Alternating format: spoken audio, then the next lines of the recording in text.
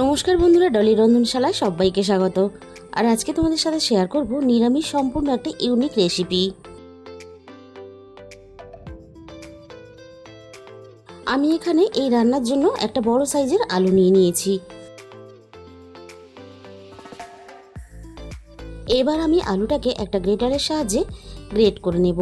আর আলুটাকে আমি কিভাবে গ্রেট করছি সেটা একটু দেখে নাও। গ্রেটারের যে ছোট দিকটা আছে সেই দিকটা দিয়ে আমি আলুটাকে এইভাবে উপর থেকে নিচের দিকে টেনে এইভাবে গ্রেট করে নিতে হবে। তাহলে লম্বা লম্বা এরকম ঝুড়ি ঝুড়ি হয়ে পড়বে। নিচে উপরে করে গ্রেট করলে তাহলে কিন্তু এরকম বড় বড় হয়ে পড়বে না। আর এই রান্নার জন্য আলুটা ঠিক এরকম বড় বড় করে গ্রেট করে নিতে হবে।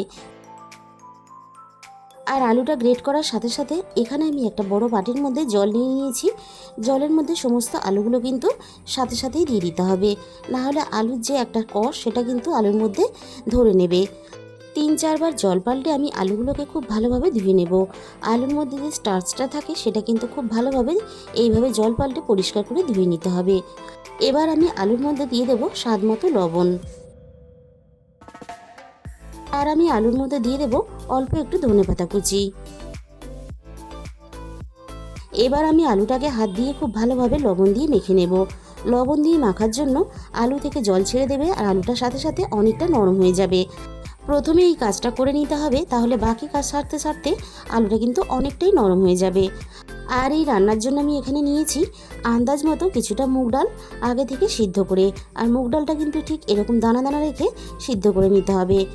এবার আমি রান্নার জন্য কড়াইয়ের মধ্যে প্রয়োজন মতো 1 চামচ পরিমাণ সর্ষের তেল দিয়ে দিলাম। তেলটা খুব ভালোভাবে গরম করে নিয়ে ফোড়নে আমি এখানে অল্প একটু গোটা জিরে দিয়ে দিলাম। 4টে কাজু আমি ছোট ছোট করে কেটে রেখেছিলাম তেলের মধ্যে দিয়ে দিলাম। 5-6টা কিশমিশ আমি একইভাবে ছোট ছোট করে কেটে রেখেছিলাম, কিশমিশটা আমি তেলের মধ্যে দিয়ে দিলাম। এবার আমি তেলের মধ্যে দিয়ে দিলাম একটা ছোট সাইজের টমেটো কুচি। এবার আমি 1 মিনিটের মতো কাজু কিশমিশ আর টমেটোটা একসাথে নাড়াচাড়া করে একটু ভেজে নেব। এবার আমি এখানে সিদ্ধ করা মুগ ডালটা দিয়ে দিলাম। এবার আমি মুগ ডালটা 1 মিনিটের মতন সব কিছুর সাথে নাড়াচাড়া করে একটু ভেজে নিলাম। মুগ ডালটা সব কিছুর সাথে নাড়াচাড়া করে নিয়ে এবার আমি এখানে স্বাদ মতো লবণটা দিয়ে দিলাম। আর এখানে অল্প একটু হলুদ গুঁড়ো দিয়ে দিলাম। আর এখানে দিয়ে দিলাম অল্প একটু ঝাল লঙ্কার গুঁড়ো। ঝাল লঙ্কার গুঁড়োটা কিন্তু খুব বেশি দেওয়া যাবে না, তাহলে পুরটা খুব বেশি ঝাল হয়ে যাবে, খেতে ভালো লাগবে না। আর এখানে দিয়ে দিলাম অল্প একটু জিরে গুঁড়ো। আর সাথে আমি স্বাদ মতো চিনি দিয়ে দিলাম। অল্প একটু চিনি দিলে তাহলে পুরটা বেশ একটু মিষ্টি মিষ্টি খেতে লাগবে। আর সব শেষে আমি অল্প একটু গরম মশলার গুঁড়ো দিয়ে দিলাম। মশলার সাথে ডালটাকে আমি খুব ভালোভাবে নাড়াচাড়া করে এইভাবে একটু ডালটা ভাজা ভাজা করে কষিয়ে নেব।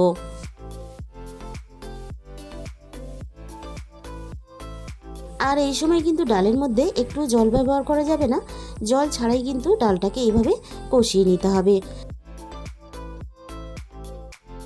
আর মশলার সাথে নাড়াচাড়া করে ডালটা ঠিক এরকম একটা শক্ত ডোয়ের মতো বানিয়ে নিতে হবে। ডালের পুরটা আমার কিন্তু রেডি হয়ে গেছে। এবার গ্যাসের ফ্লেমটা একেবারে অফ করে দিয়ে আমি এবার অল্প একটু ধনেপাতা কুচি দিয়ে দিলাম। ধনেপাতা কুচিটা নাড়াচাড়া করে খুব ভালোভাবে ডালের সাথে মিশিয়ে নেব। আর অল্প একটু ধনেপাতা কুচি দিলে তাহলে ডালের মধ্যে দারুণ একটা ফ্লেভার চলে আসবে। এবার আমি ডালের পুরটা কড়াই থেকে নামিয়ে নেব। এদিকে আলুটাও বেশ অনেকটা নরম হয়ে গেছে। এবার আমি আলুর মধ্যে বড় চামচের 1 চামচ পরিমাণ কর্নফ্লাওয়ার দিয়ে দিলাম। কর্নফ্লাওয়ার দিয়ে আমি খুব ভালোভাবে আলুটাকে মেখে নেব। আর খুব বেশি পরিমাণ আলু থেকে জল বেরিয়ে গেলে আলুটা যদি রেডি করতে না পারো তাহলে আলুর মধ্যে আরও একটু কর্নফ্লাওয়ার দিয়ে আলুটাকে মেখে নিতে হবে। আলুটা আমার মাখা রেডি হয়ে গেছে। এবার আমি গ্যাসের মধ্যে একটা ফ্রাই প্যান বসিয়ে দিয়েছি। ফ্রাই প্যানটা আমি প্রথমে খুব ভালোভাবে গরম করে নিয়ে ফ্রাই প্যানের মধ্যে 1 চামচ পরিমাণ তেল দিয়ে দিলাম। এবার আমি তেলটাকে খুব ভালোভাবে গরম করে নিয়ে ফ্রাই প্যানের চারিদিকে এভাবে একটু ছড়িয়ে দেব।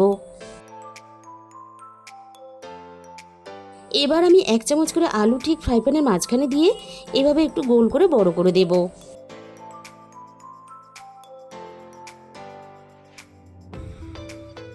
এই সময় কিন্তু গ্যাসের ফ্লেমটা একেবারে লোতে দিয়ে রাখতে হবে, তা না হলে আলুটা দেওয়ার সাথে সাথে উপরটা শক্ত হয়ে যাবে। এবার আমি অল্প পরিমাণ ডালের পুর নিয়ে এভাবে লম্বা করে আলুর মধ্যে দিয়ে দিলাম। আলুর উপরটা একটু কাঁচা ভাব থাকলে তাহলে পুরটা দেওয়ার পরে এইভাবে উল্টে রোল করতে সুবিধা হবে। আর এইভাবে রোল করে নিলে তাহলে কিন্তু ডালের পুরটা একটু ভিতর থেকে বেরিয়ে আসবে না। ফ্রাই প্যানের মধ্যে আমি আবারও 1 চামচ পরিমাণ তেল দিয়ে দেব। এবার আমি এভাবে ঘুরিয়ে ফিরিয়ে খুব সুন্দর করে বেশ লালচে করে মুচমুচে করে ভেজে নেব।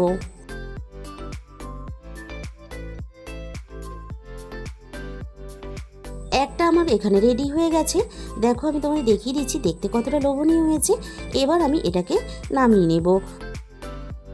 আরও একটা তোমাদের আমি এখানে বানানো দেখিয়ে দিচ্ছি, আর ঠিক একইভাবে কিন্তু আমি বাকিগুলো সব বানিয়ে নেব। সবজি খেতে ভালো না লাগলে এই রেসিপিটা কিন্তু তোমরা ট্রাই করতে পারো। একদিন হলে তোমরা এই রেসিপিটা বানিয়ে দেখো, খেতে কিন্তু অসম্ভব টেস্টি হয়। শুধুমাত্র ডাল আর আলু দিয়ে যে এত সুন্দর একটা টেস্টি রেসিপি বানানো যায়, তোমরা যতক্ষণ না বানাবে ততক্ষণ কিন্তু বুঝতে পারবে না। আর যে কোনো নিরামিষ দিনেই কিন্তু এই রেসিপিটা তোমরা বানিয়ে নিতে পারবে। আর এই রেসিপিটা দিয়ে ভাত যেমন খেতে ভালো লাগে, তেমনই কিন্তু রুটির সাথেও খেতে ভালো লাগে। আরও একটা কিন্তু আমার এখানে ভাজা রেডি হয়ে গেল। আর বাকি সবগুলোই কিন্তু আমি একইভাবে ভেজে রেডি করে নিয়েছি। এবার আমি রান্নার জন্য কড়াইয়ের মধ্যে 2 চামচ পরিমাণ তেল দিয়ে দিলাম। তেলটা খুব ভালোভাবে গরম করে নেওয়ার পরে গ্যাসের আঁচটা একেবারে লোতে দিয়ে আমি এখানে ঝালের জন্য 1 চামচ পরিমাণ ঝাল লঙ্কার গুঁড়ো দিয়ে দিলাম। এবার আমি এখানে সামান্য পরিমাণ জল দিয়ে দিলাম, যাতে না মশলাটা পুড়ে যায়। আর এই রান্নাতে আমি কিন্তু কোনো রকম হলুদ গুঁড়ো ব্যবহার করব না। এবার আমি এখানে দিয়ে দিলাম 1 চামচ পরিমাণ ধনে গুঁড়ো। আর আমি এখানে দিয়ে দিলাম স্বাদ মতো লবণ।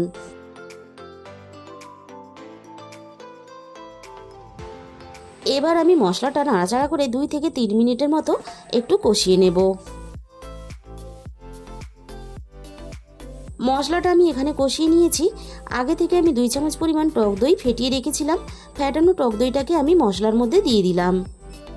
আর আমি এখানে দিয়ে দিলাম স্বাদ মতো চিনি। চিনিটা দিলে তাহলে স্বাদের ব্যালেন্সটা ঠিকঠাক থাকবে। এবার আমি গ্যাসের ফ্লেমটা আবারও একেবারে লোতে রেখে টক দইটাকে মশলার সাথে মিনিট 2 মতো একটু কষিয়ে নেব।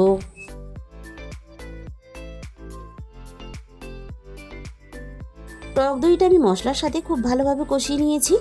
এবার আমি টক দইয়ের বাটিটা ধুয়ে ওই একই বাটির হাফ বাটি পরিমাণ এখানে জল দিয়ে দিলাম।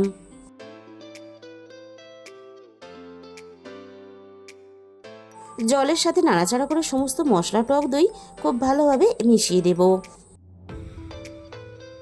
আর এই রান্নার জন্য গ্রেভিটাকে ফুটিয়ে খুব ভালোভাবে আগে রেডি করে নিতে হবে। গ্রেভিটা আমি ফুটিয়ে খুব ভালোভাবে রেডি করে নিয়েছি। এবার আমি একে একে ডালের পুর ভরা আলু রোলগুলোকে দিয়ে দেব। আর যে কোনো দিন এইভাবে শুধুমাত্র আলু আর ডাল দিয়ে সম্পূর্ণ ইউনিক একটা রেসিপি কিন্তু তোমরা খুব সহজে, খুব চটজলদি ঘরে থাকা উপকরণ দিয়ে খুব সহজেই কিন্তু যখন মন হবে তখনই কিন্তু তোমরা বানিয়ে ফেলতে পারবে। গ্রেভির মধ্যে দিয়ে আমি এগুলোকে মিনিট 5 মতো রান্না করে নেব। রান্নাটা আমার এখানে রেডি হয়ে গেছে। এবার আমি সব শেষে দিয়ে দিলাম হাফ চামচ পরিমাণ গরম মশলা গুঁড়ো। আর গরম মশলার গুঁড়োটা দিয়ে নাড়াচাড়া করে মিশিয়ে নিলেই কিন্তু আমাদের এখানে রেডি হয়ে গেল শুধুমাত্র আলু আর ডাল দিয়ে দারুণ একটা টেস্টি রেসিপি। তাহলে বন্ধুরা, আজকের এই রেসিপিটা ভালো লাগলে প্লিজ একটা ভিডিওতে লাইক করে দিও আর নিজেদের বন্ধুদের মধ্যে শেয়ার করে দিও। যে সমস্ত নতুন বন্ধুরা এখনও পর্যন্ত আমার চ্যানেলটাকে সাবস্ক্রাইব করোনি, এরকম নতুন নতুন রেসিপি পেতে অবশ্যই আমার চ্যানেলটাকে সাবস্ক্রাইব করে পাশে থাকা বেল আইকনটা অল করে দিও। তাহলে আমি যখনই কোনো নতুন রেসিপি আপলোড করব সবার আগে তোমার কাছে পৌঁছে যাবে। আর তোমাদের মূল্যবান সময় দিয়ে আমার এই রেসিপিটা শেষ পর্যন্ত দেখার জন্য তোমাদের সবাইকে অসংখ্য ধন্যবাদ। আজকে তাহলে এই পর্যন্ত, দেখা হবে অন্য কোনো নতুন রেসিপির সাথে।